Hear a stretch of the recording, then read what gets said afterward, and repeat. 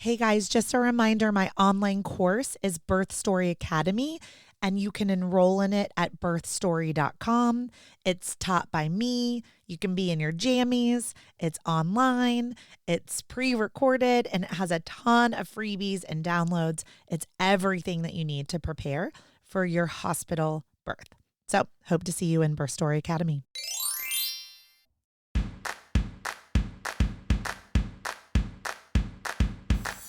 What does a contraction feel like?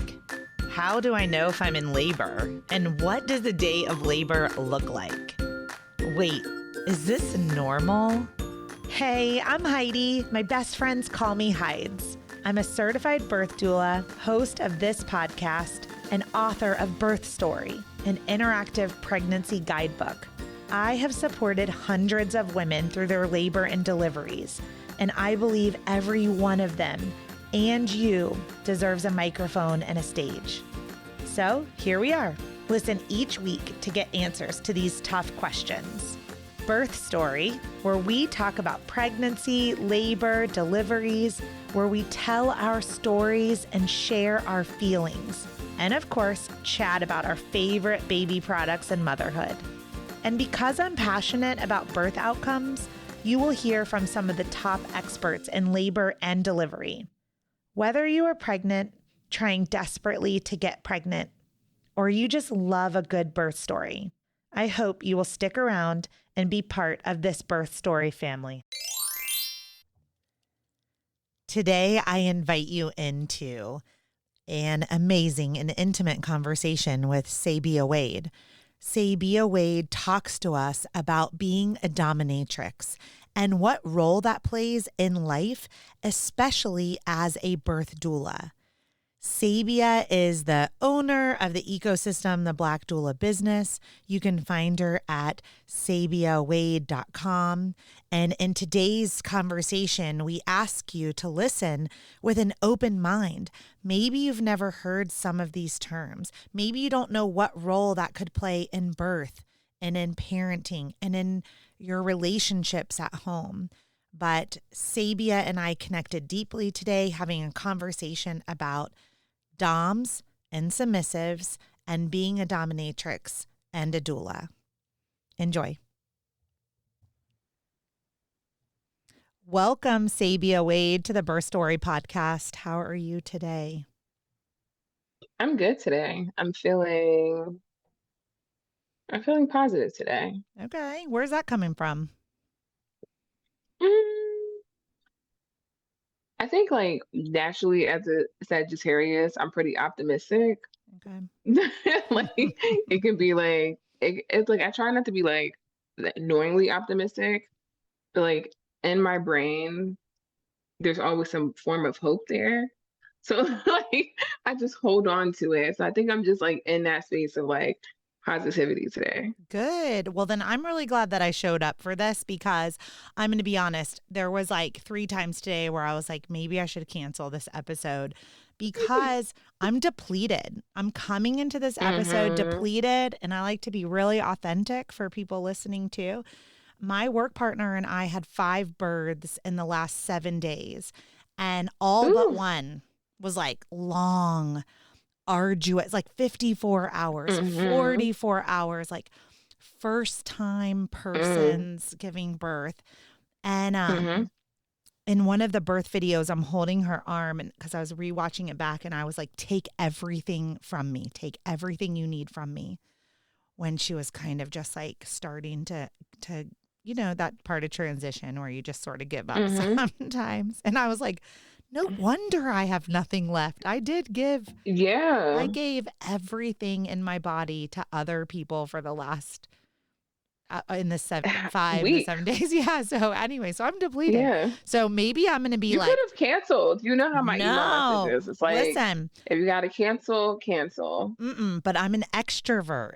And so coming into this conversation, like I will leave this conversation feeling better than when I arrived Hmm. to it. And I know that about myself. Ooh, that So, is something that I do not share. I am, I'm very much like, I give extrovert in nature because I'm not like a shy person or this or whatever people think that extroverts can be, but the way that I recharge is definitely by myself. So like, will I love this conversation? For sure, right? But it won't recharge me.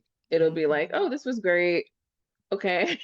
Like, so Isn't that's just it? anytime people say that, I'm like, really? I'm like, I go after a work day of like having really great conversations. I'm done. I don't want to talk to nobody.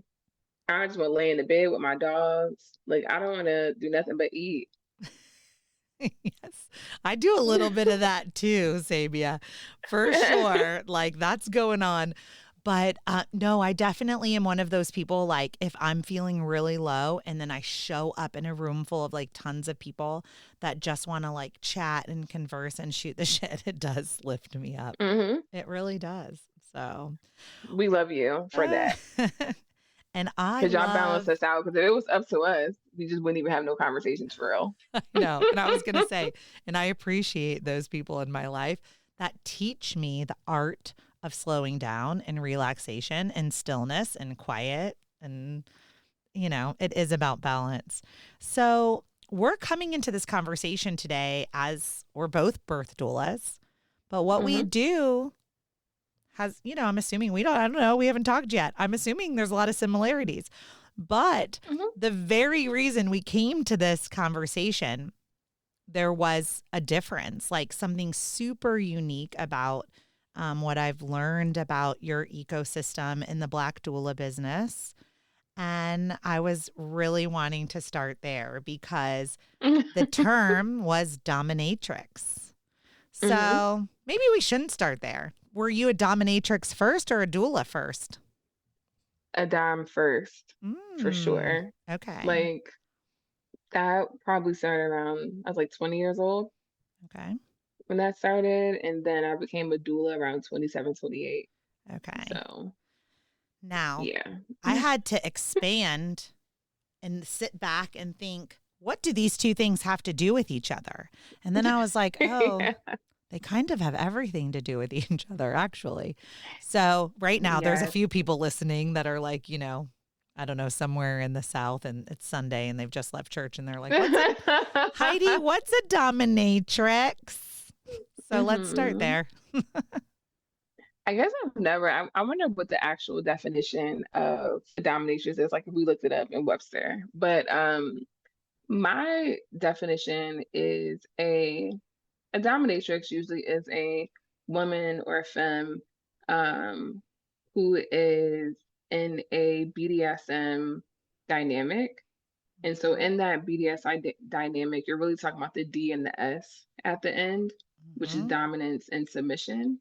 So the dom is a person who takes on the dominant position and usually has someone like a submissive. There's different forms of submissives.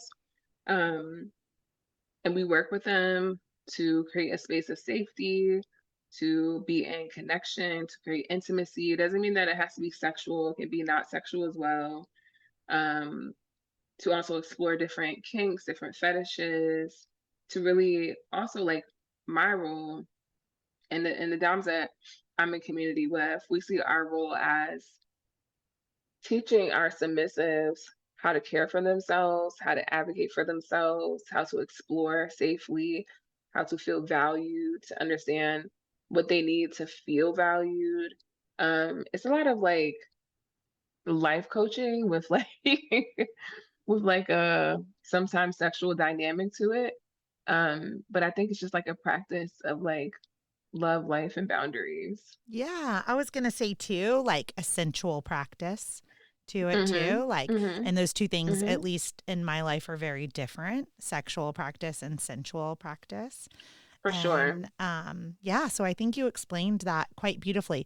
So I lost my virginity when I was 14 years old. So back then, and I'm, 45 years old now. So Mhm. let's say back then, um, when we talk about our first sexual experience, right? I would say, looking back, it was quite submissive. I was very Mhm. young.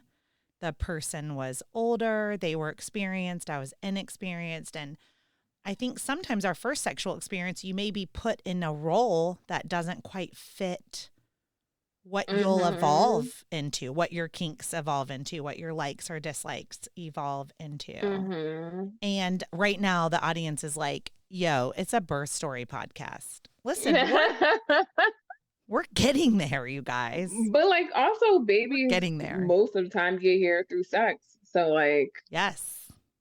here we are. Exactly. I was like, here we are. So, was that you said you were about 20 years old when you kind of Mm-hmm. had an identity in your sexuality, your sensuality, and your role play? All what are all the terms you used to describe this? I don't know, Yeah. but did your intimacy and sexuality begin before that? Yeah, for me, well, one, I guess in like at least in high school years, I was a late bloomer because I didn't become sexually active until after high school. Okay. Um, for me during high school, like I was still, I don't know, I think I was pretty clear about who I was as far as being queer identifying. Um, being a lesbian, as people would say, specifically at that time. Um, but I really wasn't like in high school, like I would see my friends like do the thing and they were just like, oh, I'm horny. I just wasn't really into that. And then like then when I got out of high school, started dating my first little girlfriend situation, and I was like, oh, this is cool, right? And I think initially, because you're lost as hell, you're like, what do I do? How do I do it? Like, what's going on? And because like you're also feeling like what you're doing was taboo too. Like you're just like, what do I like? My friends at the time, most of them were at least seemingly straight, and it was just like a whole thing. Um, but I would say in that beginning part, yeah, I was definitely like in this space of learning. So I think I was definitely more submissive in in some type of nature, but also like my like first real girlfriend was like you even my first like girlfriends were like you were never really submissive. You always been more dominant. You in your learning period, you're listening, right? You're Mm-hmm. you're like, let me listen, let me learn. That takes me being more submissive to learn, right? Yeah. But that wasn't necessarily I wasn't a submissive person by nature. I don't think I ever really have been.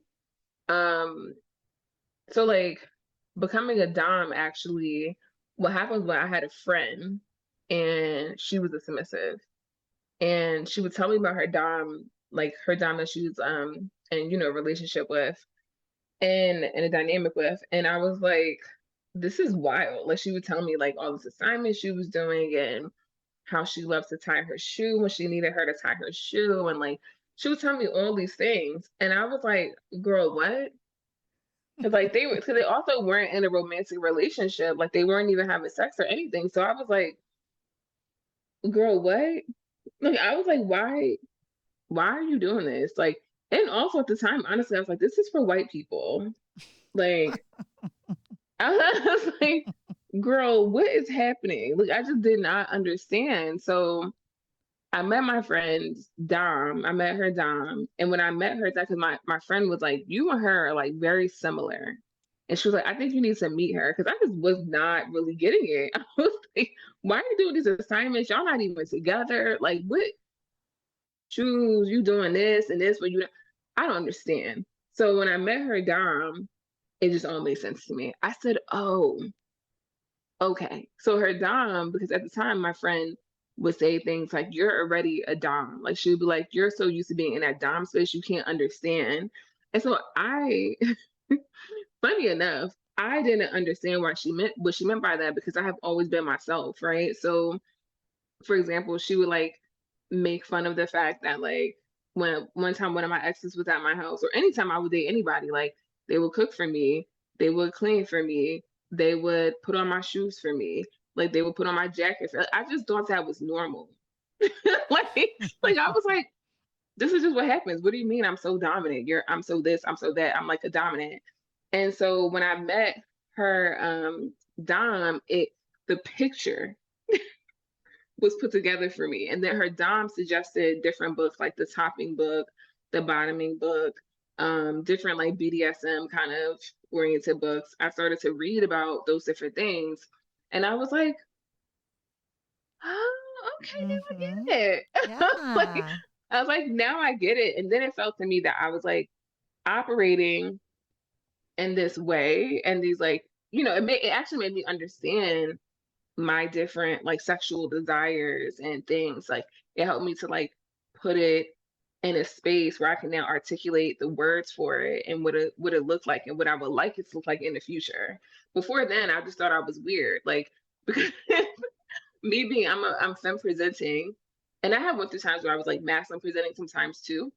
And I would date masculine presenting people, and they would be like, "You're like me," right? Like they would be like, "You're like me," and I'm like, "What do you mean by that?" And it's because they were equating my dominance with masculinity, right? So I was like, "Should I be masculine presenting? Should I be right?" Because being a dominant, even in queer culture, being a dominant femme was still like you're being like a boy, right? Versus like you're just a dominant femme. Oh, the fucking patriarchy just runs Yeah. so deep. Like it runs into our sexuality, you guys, which Mhm. runs into our Mhm. parenting, which runs Mhm. into like our sex life with our own selves. Forget Even other though we were people like in it, you checking know? out of like men, it was still like Yeah.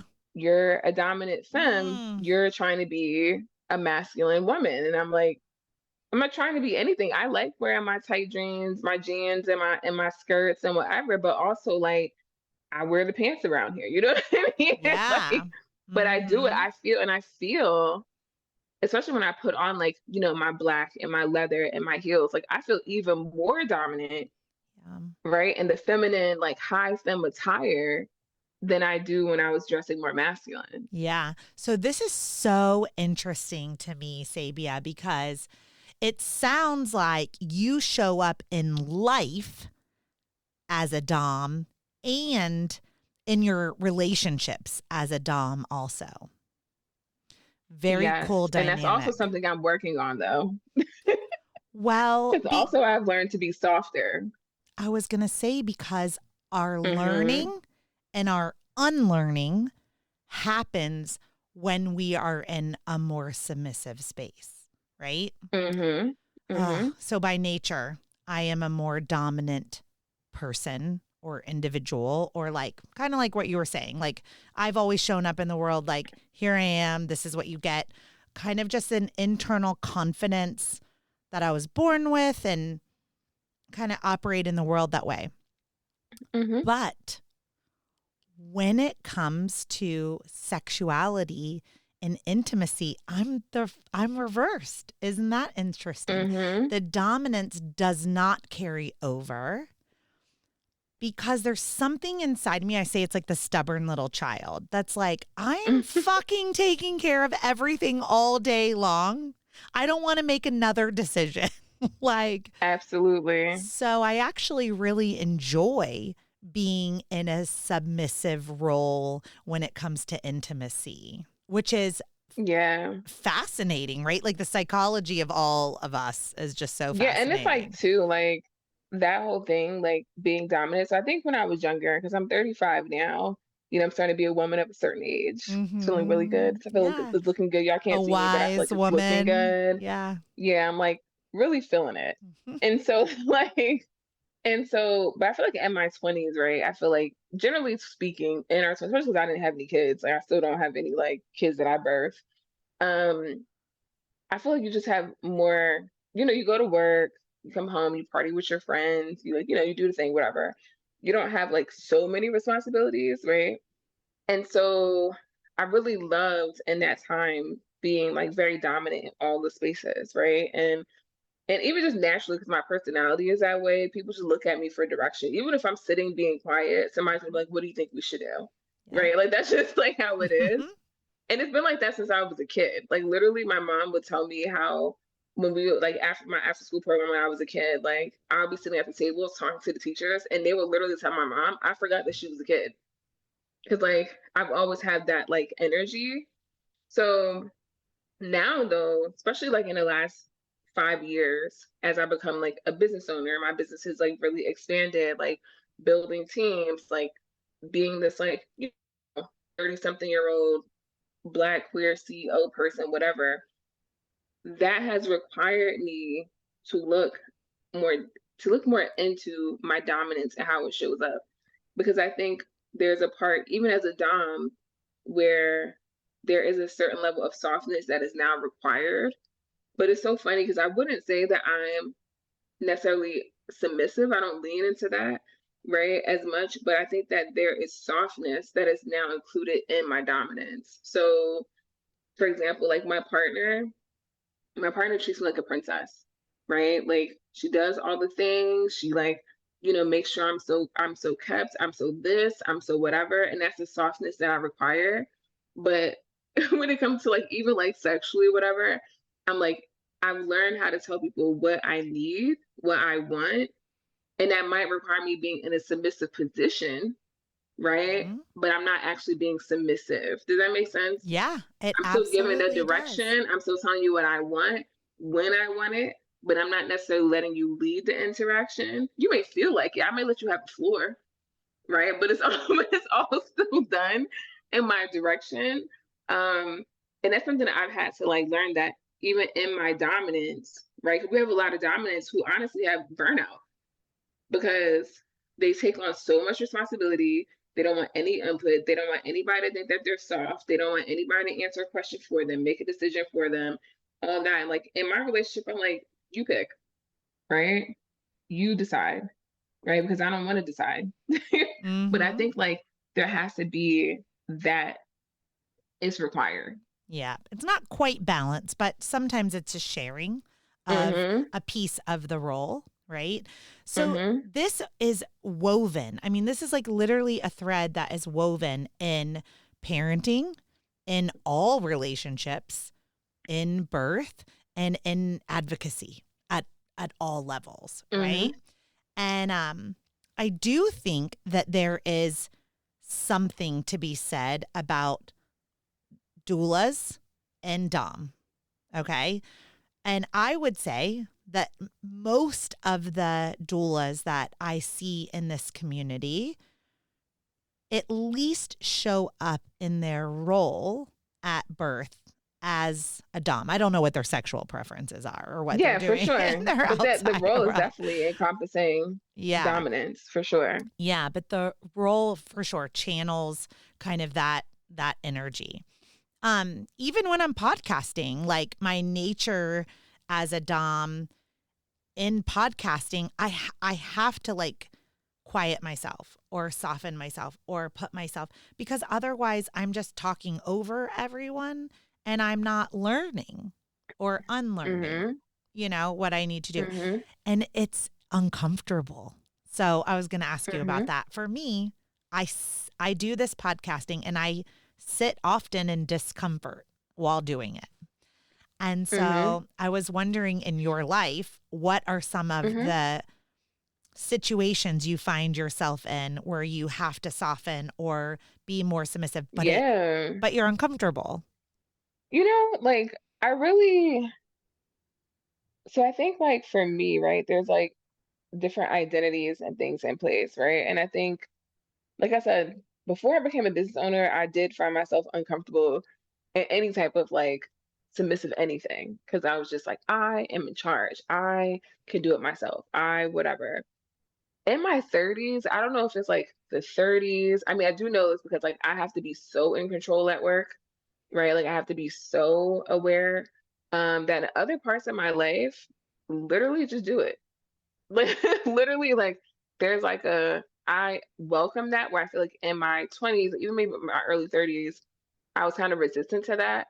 Where I remember like a relationship ago when I started to shift and I started to even require more of my partner.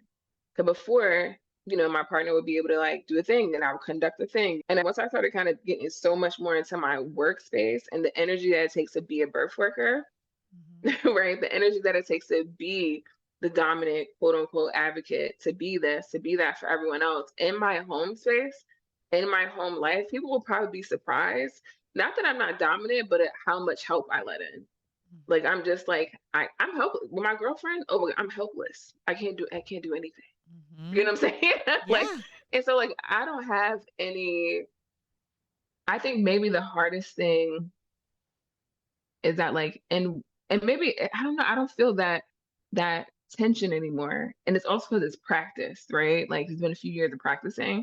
But in the beginning, it would be harder in workspaces to be like, okay, here's your position, you go do it, right? I'll be like, "Oh, I want to know what's happening, right? Like I trust them, but I want to know because I want to make sure that, right? And now I have like learned that I have to let go, right? And I have to also understand that if something, a hardship or a challenge happens, that I'm equipped to deal with it. And also part of my dominance is letting go. Part of my dominance is letting a person feel and grow in their confidence and make mistakes, right? So I haven't, and that's submissive. Like even now, like I put myself in a lot of learning spaces because I love to be the student, right? As a person who educates all the time, I want to be the student, right? Like Mm-hmm. I put myself with, like, I have my therapist, I have my spiritual director, I have people that I work with where they allow me to be the submissive in the dynamic, right? And like, so I don't really have those edges anymore like I used to, because I realized that if I don't let this help in, this softness in, this submission in, I'm not mentally okay. Yeah, that is so beautifully said because you mentioned the word burnout. And Mhm. I think that that is, and if you see, there's lots of titles or positions or jobs or, whatever you want to put a label on it, where Mhm. people are required to show up in the world or they choose to show up in the world in their dominance, whether that's who they naturally are or who that's maybe they've been put in the wrong role at work, right? For sure. And Mhm. it is exhausting, it is burnout. So when we know, I'm gonna say we because I also identify as a dom in the world. Like I said, it's kind of Mhm. For sure. flip flopped in the And bedroom. it's But evident to me. I can see the dom energy. yeah, I'm like, but when we're, I take that as a compliment, so thank you. so, Mhm. but Mhm. but when we're operating, and I would say at this like this, not that a submissive role is not a high operating attribute, but it is quite nice sometimes to trust. It's a trust thing for me to Mhm. trust that the other person can serve or help or support in a way that I will both allow and you can have confidence in.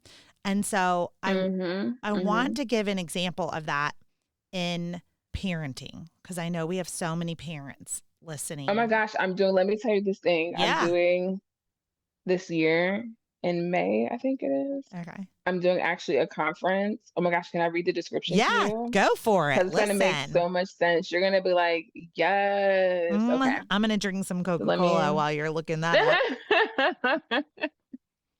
do some tasty like, so right now I'm on Whole30, and like I'm I not. can't have anybody's tasty cola.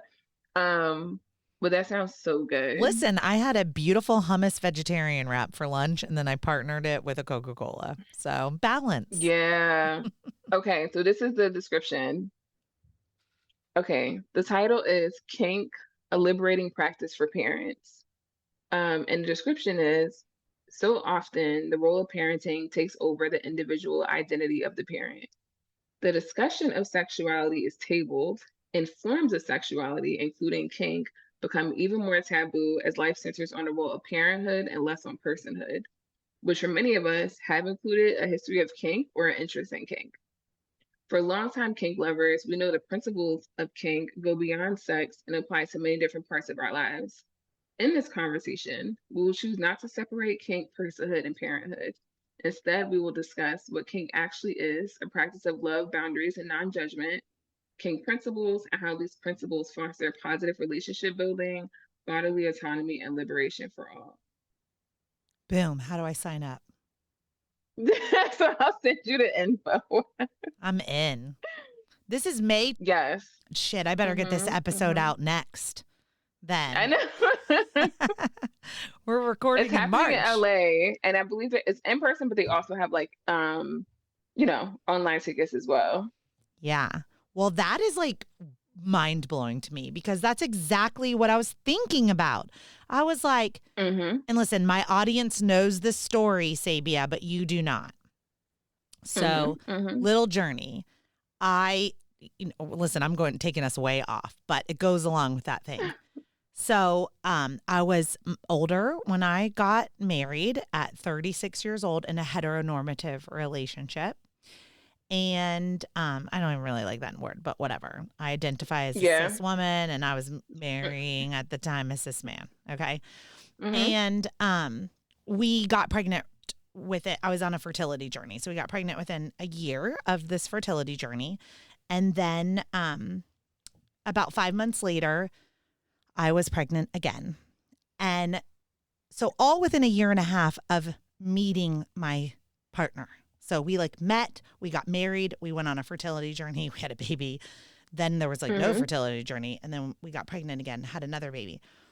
And then all of a sudden, life was unfolding. Marriage, breastfeeding, pregnancy, birthing, paying bills, just all the things. And I feel like we kind of barely knew each other.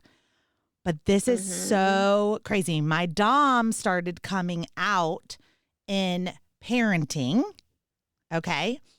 Big time. Do this, you know what I mean? And it probably wasn't the nicest, but I realized I wasn't in this partnership where our roles were synergistically, magically connecting. There was tension. It was, I need this from you. I'm not getting this from you. And then in the bedroom, it was flip-flopped. Well, I need you to do this, and you're not even willing to initiate, And it was confusing for my partner because my partner was like, whoa, you show up like this in the world, and I thought you were going to show up like this in the bedroom. And we never had conversations like this about how we would parent, how we would then, how we would then just hook up, I was like, okay, babies. I know people often go into spaces, right? Everyone, we're just going to both know what to do. Hell no, it's so awkward. Even if you're in love sometimes. I'm here I was with this person. People think that too. The love is going to make it we just know exactly what to do. And then you get into the bed situation and you're like, something's not making sense here. Or the purity culture of this freaking country and world that's never given us an opportunity to explore our own body. What we like, what we don't like. How do you even go to work at Bank of America and pick a job if you don't know what the role is that you like to play in this world? Exactly. You're not going to be a good employee. You're not going to be a good partner. You're not going to be a good lover. You're not going to be a good parent. If we don't figure this shit out, but we don't talk about it enough. And that's the thing, right? That's the thing about kink that when I think about kink, when I think about BDSM and all these things, it's there's so many foundational things that are helpful beyond sex. People just look at kink and whatever, and they're leather and people beating each other up, and you're it's actually not. I know for my dominance, can I get a little handsy? Of course. Usually with people that are cis men, to be honest, because anybody else, I don't really want to hit you. I don't want to do any of that. I just want to be I just want to help you build your self-esteem is really what I want to do. Right. But so a lot of my dominance has really been the practice of being a listening space, asking my submissive a question and then no, I really want to hear your answer. I'm not just asking you to ask it. I'm asking because I want to hear your answer. And then if they don't know, well, what do you need to support you in getting to that answer? Right? What would be supportive in the environment? Do you need time? Do you need space? Do you need, or if it's something that they can't connect to, right? A part of themselves, or it's their sexual selves, or just whatever personhood parts of themselves that they can't connect to. I'm well, we need to start doing some work around building your capacity for joy, building your capacity for hearing your own thoughts, building, right? That's a lot of dominance work. And when we think about parenting, when we think about doula work, when we think about any of that, a lot of it is us trying to help our children, our partners, our doula client get back to themselves. And I think that's what people miss around BDSM or DS dynamics or a dominatrix. It's not, it can be, of course, purely sexual. That's your your situation. But for example, just like a concrete thing that people can look up. So in the kink community, we have a thing called a yes, no, maybe list. And so a yes, no, maybe list, you can look it up. And usually it's going to be very much sexual in nature, which I probably need that anyway. But if you look at it, it's going to be different versions of it. But pretty much the premise is to say, like, let's talk about dominance, right? We'll put that in the category. And so someone would say, like, being dominant would be the category. And someone would say, yes, I love being dominant. Like, I want to do that 100% of the time. That's what I do, right? Somebody may say, no, like I don't ever want to be dominant. That ain't my thing. I ain't with it. Whatever. The next thing they may have is a maybe. I'm kind of interested in it. I've never done it before. I feel like a little pull to be dominant sometimes in some ways, but it's not necessarily an everyday thing. But I do want to try it out to kind of see what it feels like, right? And the next one probably have some comments, right? With some additional things that come up, in regards to this thing. And I think like I guess no maybe list is helpful for everything, right? Like you said, like with your partner, having a conversation around like how do we do the sex, what do we prefer, but also like what kind of parents are we? Mm-hmm. Like, right? Like gentle parenting. Yes, no, maybe, questions, right? Yeah. Like anything could be like, and I think that's a part of kink that people miss, right? Because they just see sex and whatever. And it's like, no, we're having real life conversations full of consent, full of let me understand what triggers you, what feels good to you. Let me understand where you want to go in this journey. What's the hard edge for you, right? Like, and that's missing a general conversation between everybody. Yeah. And just being able to open up and explore that conversation with a partner, I think is something I hope that as parents too, you're able to teach your children from a much earlier age on. And my Sabia, mine are 8 and 9 years old. And my 9-year-old Mm-hmm. recently asked me, well, we were actually at Lush. Do you have that store where you live? Yes, yes. Okay. Love Lush. Go in and get your little Listen, hands and stuff, smell little yeah, bath bombs. Mm-hmm. all of it, right? So we're at Lush, and a lot of the branding and the names are around sex and sexuality. And so, here's my little one, and, he's like, what does this mean? And honestly, I just don't even remember what the word was, but it was like probably like sex bomb or something like that, Yeah. And I mean, I could come up with all the hilarious names right Yeah. now. Hard colors. So anyway, so we kind of he's like kept saying it like really loud. And I was like, all right, like, let's go for a walk. I'm like, are you ready for this conversation? He's like, yeah. And I was like, well, I'm just going to give you the high level, but when we get home, we'll talk about it more. And when we got home, this was like check in with life, right? I was like, my child is asking me about sex. So I have a decision to make right now. Am I going to talk to him about Mm-hmm. like P&V? Am I going to talk to him about all the types of sex? And then am Mm-hmm. I going to talk to him about Dom? Am I going to talk to him about submissive? Am I going to talk legs? You know what I'm saying? Like it was like a lot Mm-hmm. for my adult brain.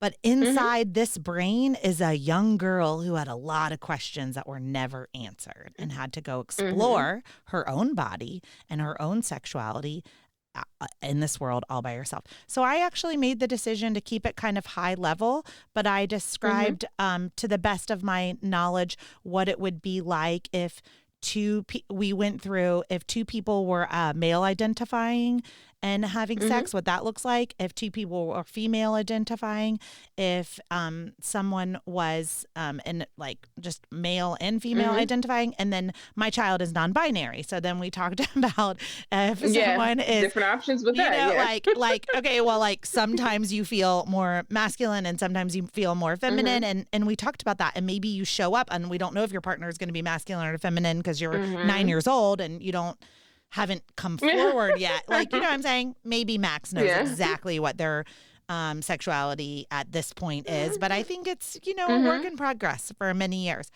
But I was thinking, holy shit, my mom just wrote a picture about a penis and a vagina. Like there was no like clit on clit conversation, which I just had with my 9-year-old. There was no like, my 9-year-old just learned about anal sex also. Like we went through all of it, and it was hilarious because, well, I haven't finished the conversation about my spouse, but this will probably be jumping into it. So, in my dominance and parenting and early parenting, and then my need for submission in the bedroom, it pushed my spouse into this like wildly uncomfortable place in their body where I think they started questioning a lot about themselves that they never questioned or thought of before. Yeah.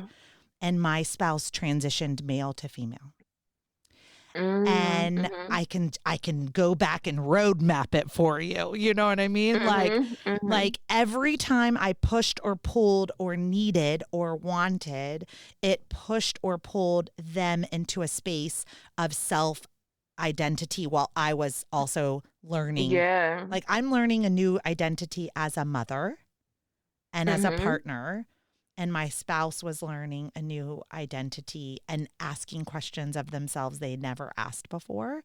And, listen, we're not together anymore, so I don't know where they landed with like the intimacy piece.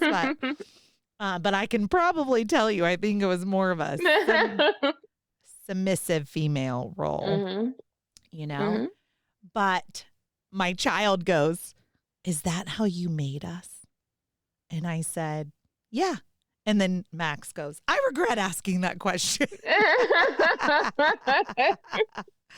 And I was like too much information. But listen, wanted to know, but then I had to realize that it applies to you as well. Yeah, but when gross.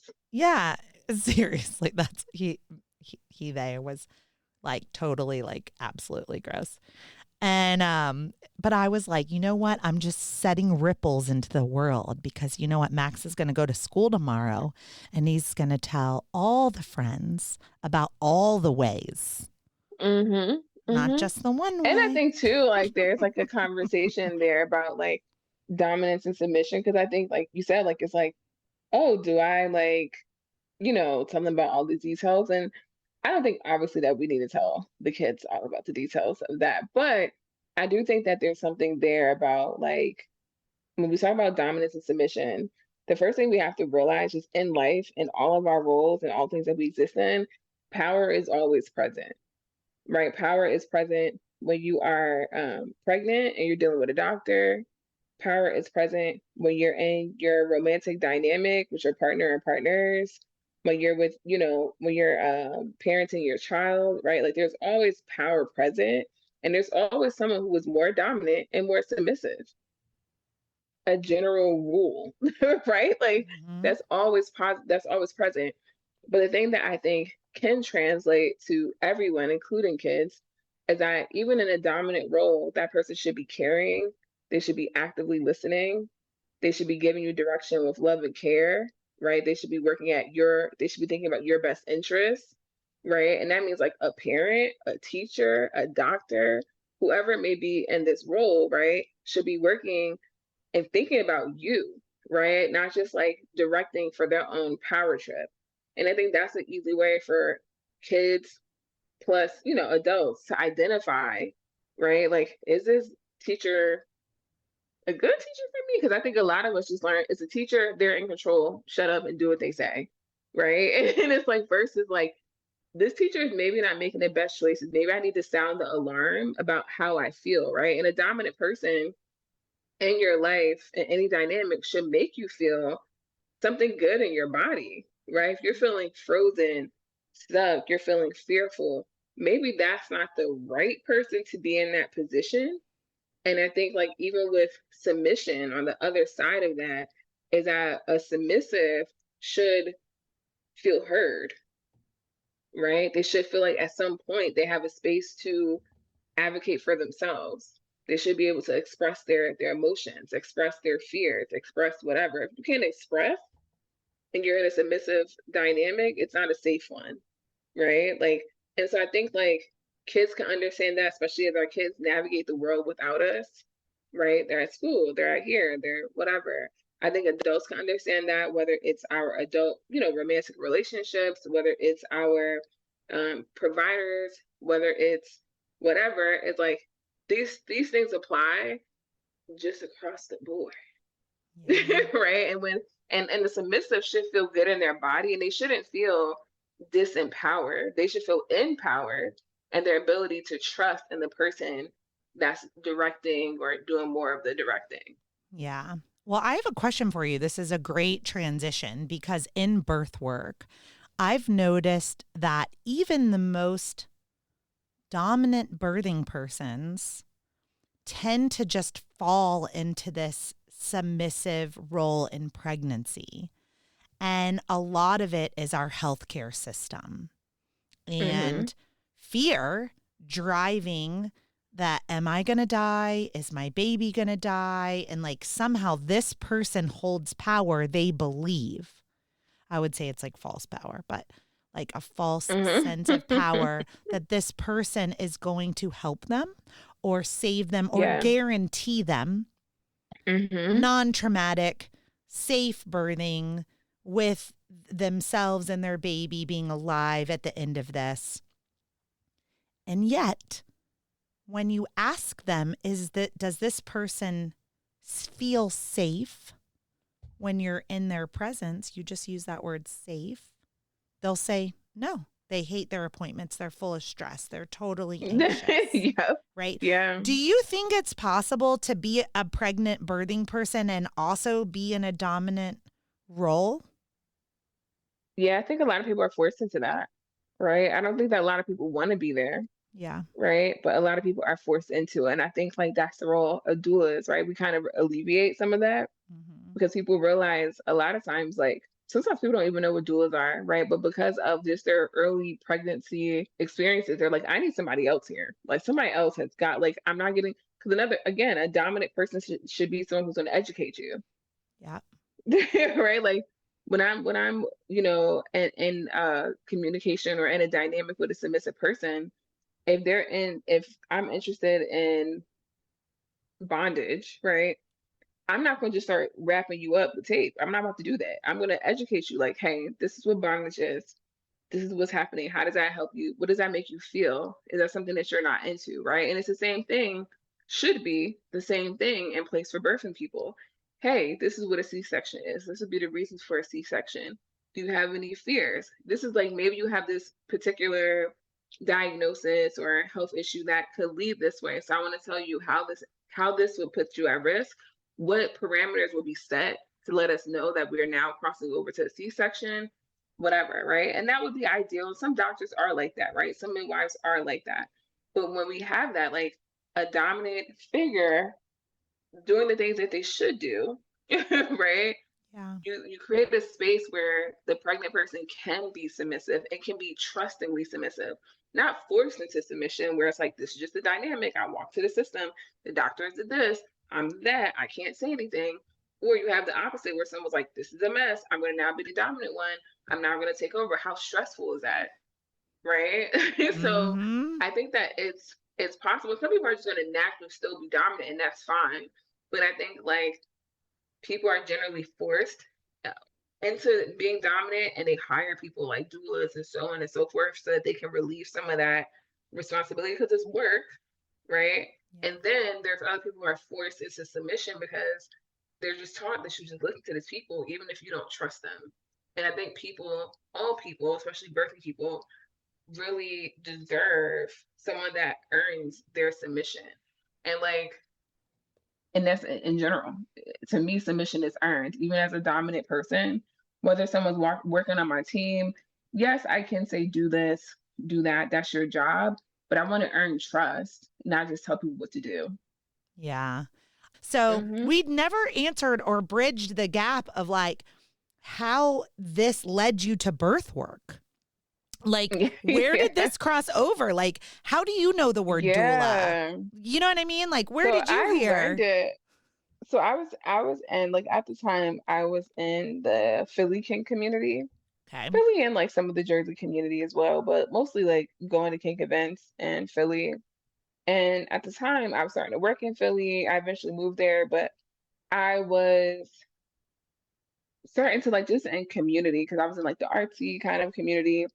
I was learning about doulas, and I was like, what's a doula? Like I kind of got into it, learned more about it.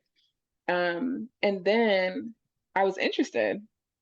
And when I finally got into doula work, which is when I moved in 2015 to Massachusetts and started working with the Prison Birth Project, I just, it was so natural to me. Like it was natural because one way I was already in the medical field, like just in life, I was in the medical field. So I understood like, not necessarily like babies and stuff like that, but I just understood like generally being like that wasn't fearful to me, if that makes sense. Some people are like, I just have never really been in a hospital to do anything. Um, so understanding that part of it came natural because of my medical background. But I think the biggest part that came natural to me because of my BDSM was being an advocate. Like it just made sense to me. Like I didn't like it didn't, it was just like, okay, I'm here to like make space for one to listen to you. Very important in Dom life. It's like if I'm in some type of vetting process with a potential submissive, right? We're asking all these questions, we're getting to know each other. I'm understanding them, they're starting to understand me more. Like that was so natural. And the and that like kink space, Dom space, that when I started to do a form of that in the doula world, like doing your consultation with a client, listening to what they need, what they don't need, what will be beneficial to them, starting to work with them in the prenatal, starting to understand what is their best learning style. That was something that I used and as a dom, right? Because not everyone, because I like to educate before we get into like a scene or an active thing or active practice of whatever we're into, right? Like some people are gonna be like, tell me about it. I can gather it. Some submissives are gonna be like, I need a video. Right. Right. Some people are like, I need I need a piece of literature to read so I can understand. So all of that just felt so transferable, especially like the active listening. As a Dom, I feel a lot of my work is being quiet. Like it is being like, okay, I asked you this question, here's the floor, take it up. Right. I want you to take up space as my submissive. And then I don't want you to take up space when I don't want you to take up space, right? But nonetheless, it's like all that transferred over to Dom World. And then when I was in the space of being in a birth room, when things are actually happening, the intensity of the energy, right? It's always going to be up and down for the client. It's going to be, I'm having a bunch of contractions. Things are getting wild. My family dynamic is getting kind of wild, right? Like all these things are happening. I'm worried about this. I'm worried about that. And a lot of that happens in kink as well, right? Even though when people are moving through something that they want to do, the intensity of the emotion, they need something to kind of give them a bit more calm. Like I'm okay. I'm being held. I'm allowed to enjoy this, right? Yep. I'm allowed to just be here. I'm also allowed to be upset. I'm allowed to, in a good moment, feel maybe a feeling that I was holding back. I'm allowed to cry, right? I'm allowed to be frustrated. Like all of that, like that holding of space. That's what you do as a dom. Yep. Like, I was like, right? But that the is what dom you gets off do. on holding the space. Yes. And we do get off on it, don't we? Hmm. I was going to say, and that is what a dom does. And that is what a doula does. And that's what a dom doula definitely does. Exactly. So all For of it felt sure. so transferable to me. Like it was Mm-hmm. just like, oh, this is natural. And I remember like some of like in the beginning, people would give me those comments like, oh, this like you just seem so natural or whatever. And I'm like, and at the time I couldn't tell them why, I was like, this is easy peasy lemon squeezy. Like, but I'm like, but I couldn't tell them the context is what you say something like kink or whatever the case may be. People get into like, what's going on here? But all that to me just feels even prenatal education. Like before, as a dom, before I have a scene with a submissive, we're having a bunch of conversations. We're having maybe even testers, right? Like if someone is doing bondage, for example, they're like, how does this rope feel against your skin? Right? Are you having any bad reactions? Even when you're wrapping something, you're like, here, I'm gonna wrap your hands together one layer. Does that feel okay? Yeah. Right? Because sometimes people don't realize that that will make them bust out into tears, and you're like, okay, this is where we're at for the session today. Mm-hmm. We have Right? found our limit. Yeah. Yeah, and that's a part of I feel like doula work. It's just moving through those limits, moving through. Sometimes you're going to get across the edge. Or sometimes you're going to have people going to talk about their parents being their like trigger, and you're like, okay, well, how can we hold that differently? What can we do? How can we shift it? And it's Yeah. like, how is that? That's the work I do as a dom. hmm I find it's like you said, we get off on it. I never want to like be confrontational in a space because that's different, right? But I Mm-hmm. will say in birth work, and those listening have listened to enough of these episodes to hear about obstetrical violence or not being heard and all of the things that are going on in our healthcare system with maternal and just birth Mm-hmm. trauma and outcomes and just all the things. But I will tell you, when I have the opportunity to just put somebody in their place who's walking into a space that is like grossly powerful and not in a Mm-hmm. loving, nurturing, endearing way, like literally just in a way to like hold power. And this just happened this week. We had a doctor that walked into the room and told the person giving birth after 50 hours, well, this is all your fault that you got chorioamnionitis, an infection. If you would have just let us do Pitocin 40 hours ago, this wouldn't have happened. Like taking no responsibility for the fact that they did 7 vaginal exams over 54 hours, which is likely the cause of the chorioamnionitis, right? Mm-hmm. And then when the birthing Mm-hmm. person attempted to speak up for herself because her doulas had been having these conversations with her for 9 months on like helping her to use her voice and helping her to stand up for herself. And then she did. And then this person came, swept right over her and said, well, frankly, you've been treating everyone at this hospital terribly. The nurses have said, and we just stepped in at that. That was like the moment where we were like, no, we're done. Like, this person is trying really hard to use her voice, and you're blaming someone in labor for something going on in their body that they have no control over. And then, heaven forbid, we treat people like shit when we're in labor because we're in labor. And this, it's just like I've been 20 years later. It's like every other birth, not really that much. Actually, it's much better than that. I will say, like, it's getting better. I was like, it's getting better. It's not that dramatic. It is getting better. Mm-hmm. Most of the births are positive experiences Mm-hmm. when you have the right provider. And I don't like to work with the wrong providers. Mm-hmm. Um, but I mean, what in the world? So is she supposed to do with this, right? So it's hard as a birth worker because I'm like, do I step in right now? And we did. We were Of course, basically like, yeah. And you I think know, like with kink has really taught me to how to step into those situations without being super confrontational.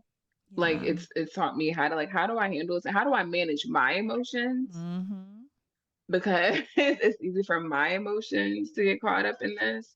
But also how do I like navigate a room with also like letting people think they're still in power in the situation? Because that's also a lot of the fluff that happens when we're navigating birth rooms of people that are kind of, oppositional to like doulas and stuff like that.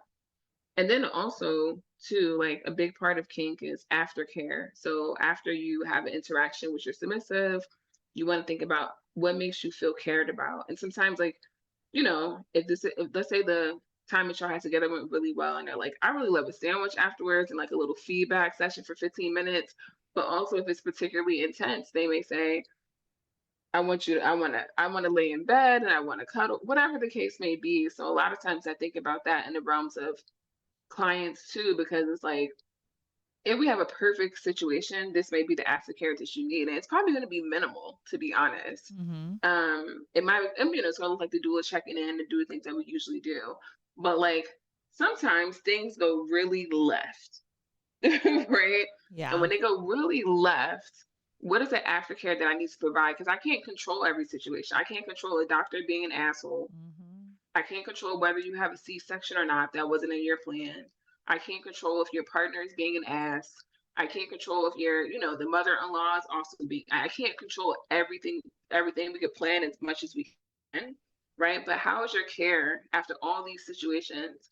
How is it going to look different, right? And that's the conversation that I'd like to have beforehand to be like, so Mm-hmm. that I can swoop in with maybe it looks like making you some homemade soup, right? That's going to help you after these whole things have happened. Maybe it looks like making you some like postpartum pads because, things are, it's a little bit rougher than we thought, right? Or like maybe it looks like whatever this looks like. Maybe it's just me coming over and that's hanging for an hour and you can like process your birth story with me, right? But I think there's just a level of intentionality that goes into BDSM and kink that also can just be translated so easily into the work that we do as birth workers. Yeah. So when we started this conversation, I think I had told you, like, when I first learned about you and the work that you were doing, like, it took me all of like probably 3 seconds where I was like, what? Oh, yeah, to like connect. But like, if other people are having this conversation, Sabia, I don't know who they are.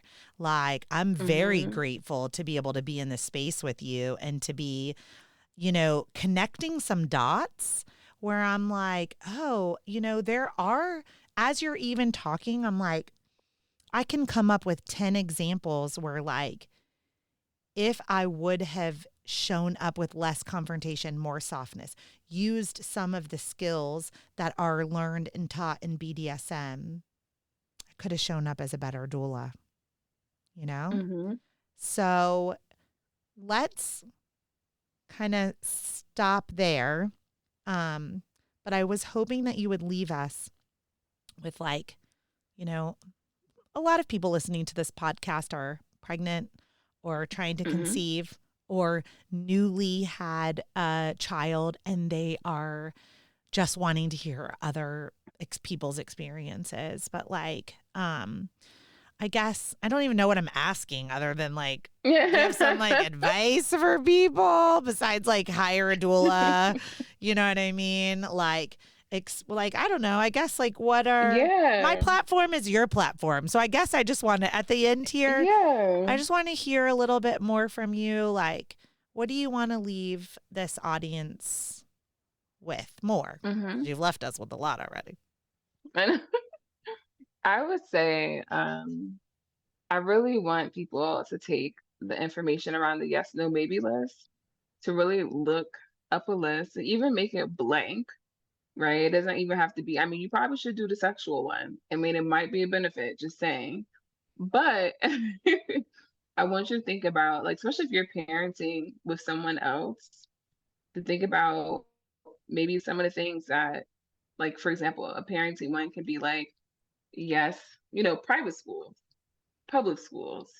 um, do we want our kid to be a carnivore? Do we want them to be a vegetarian, right? Like these things that are maybe important to you and how you think about even whatever the parent, I'm just using parenting as an example.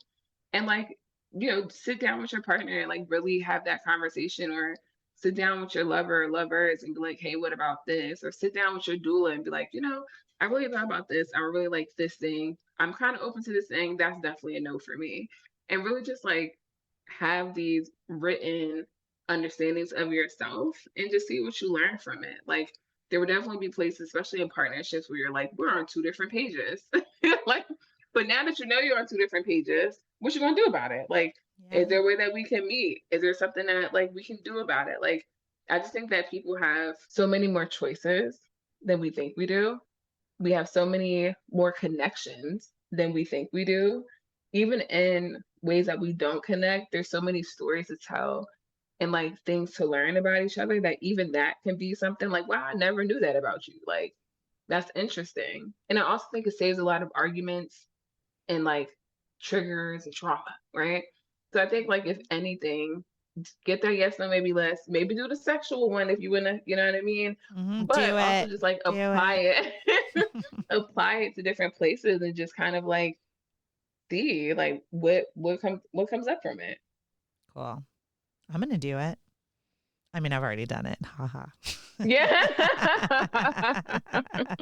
You know what? I have one more question for you. And this is just to grow myself as a doula, as a birth doula. One of the things that I'm just going to say it, I have never quite asked my clients if they are wanting to be in a more dominant or a submissive role in their pregnancy or their labor. I just sort of tend to take on the dominant role without their permission. Is that something that you slow down and you actually ask them? I really ask people what role do they see me in. Yeah. Like I'm just like I really tend to ask people like as your doula, what role do you see me in? I think naturally just by way of the work, there is some level of dominance there. But I also ask them, how do you want me to approach it? Right? Like how do you best like people to talk to you, to be honest, right? Like but I've had some clients who are like, I want it straight and direct. I don't want no chaser. You don't have to like do all this. You don't got to rub my shoulder. I don't need any of that, right? Where some people are like, I need a softer approach. So I think that there's always inherently a power dynamic of being more dominant as a doula because of just the knowledge that you know and the role that you play.